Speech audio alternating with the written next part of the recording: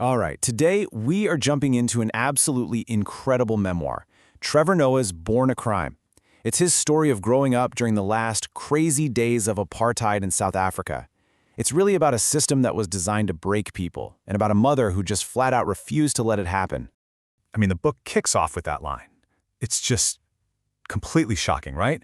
It just grabs you and makes you ask, why on earth would a mother do something like that? Well, to get the answer, we've got to go back to how that day started. So it all began on a Sunday. And for Trevor's mom, Patricia, who was super religious, Sunday meant one thing: church. Lots of it. But on this Sunday, their whole routine was about to get completely shattered. You see, their old beat-up Volkswagen Beetle, which was always causing them trouble, finally broke down. This meant they had no choice but to use Johannesburg's minibus system. And you have to understand, these weren't city buses. This was an informal, totally unregulated, and often really dangerous network, kind of run like the mob. So, they get in a minibus, and the driver, who was Zulu, starts going off on Patricia. When she, a Xhosa woman, basically told him to mind his own business, the whole vibe in the van just changed. The tension just shot through the roof. He started yelling all these tribal insults, calling her a slut for having a mixed-race kid. And then the threats got very, very real. He slammed his foot on the gas, just flying through these empty streets, and he refused to stop. They were completely trapped. Patricia knew exactly what could happen. They could be attacked or even killed, and nobody would ever find out. And that is the moment she made this impossible decision.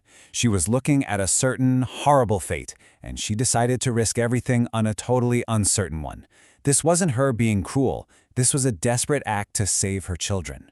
To really truly get the terror of that moment and why she made that choice, you have to understand the world they were living in.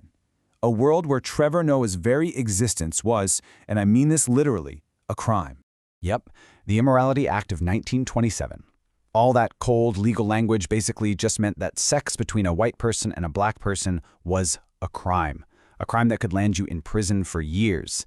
And Trevor's parents, his black Xhosa mother and his white Swiss-German father, broke that law. So Trevor wasn't just a baby. He was evidence. He was walking, talking, living proof of a crime. And that meant his family could never, ever be seen as a family out in public. He was a secret that had to be hidden right out in the open. Now, this is where the system's logic gets just completely insane. Being mixed, so having one black parent and one white parent, was illegal. But being colored, which was its own separate, legally recognized race, was not. And this totally bizarre distinction, well, that became a loophole, a crack in the system that his mom got really good at using to survive. This whole personal story, this family drama, it was all playing out on the stage of this massive, meticulously designed system of oppression. You see, apartheid wasn't just old-fashioned racism. Oh no, it was a masterclass in social engineering, and it was all built on one core idea: separation. The whole strategy was divide and conquer. As Trevor Noah himself puts it, the genius of apartheid was convincing the overwhelming majority to turn on each other. The white minority government was outnumbered 5-1, so they built a system that just poured gasoline on old tribal tensions, making non-white groups fight each other over scraps. And look, this brings us right back to that minibus. That fight between the Zulu driver and Trevor's Xhosa mother wasn't just some random argument. No way. It was fueled by decades of the government deliberately stoking hatred between the two largest black tribes, who were stereotyped as the warrior and the thinker. And the government enforced all this separation with an iron fist. Black people needed special passes just to move around their own country. They had strict curfews. They were forced into these segregated ghettos called townships. It was all designed for total, absolute control. But in a system that was built to be a perfect trap, Patricia Noah was an expert at finding the cracks. Her story isn't just about surviving. It's about active, brilliant, and just relentless defiance. Every single one of these steps was an act of rebellion. She learned to type when office jobs were for whites only. She moved to an area where she wasn't allowed to live. She used disguises like a maid's uniform to move around the city. And to protect her son, she would ask a colored neighbor to walk with him and pretend to be his mother, while she walked behind them pretending to be the maid. It was a constant performance, day in and day out, just to exist. Can you even imagine that? I mean, just think about the constant fear, the emotional weight of knowing that at any second you might have to let go of your own child's hand and just walk away like he's a stranger, all just to keep him safe. Which brings us right back to where we started, thrown from a moving car, running for their lives in the dark. But believe it or not, the story doesn't end when they hit the ground. Once they finally made it to the safety of a gas station, all scraped up and bleeding, they didn't just break down and cry. Nope. They did what they always did. They started to argue. And what were they arguing about? Whether their near-death experience was all part of God's plan or maybe a trick from the devil.